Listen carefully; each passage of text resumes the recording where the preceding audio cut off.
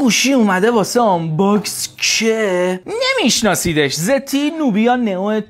این گوشی و قاچاشو بذار بزنم، باکسشو باز کنم، درش که بیاد تو در باکس چیزی نیست. ببین منتظر باش. یه دونه دفترچه راهنما و سوزن سیم کارت و فیلان و یه قاب تلقی هم داره.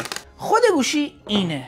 شما نگاه کن، سیسو ببین. تمام. حالا اینجا رو نگاه کن. وایسا وایسا وایسا وایسا. وای گوشی رو ببین چقدر زیباست این پشت. خدایا تک چشو ببین. خیلی خوشگله.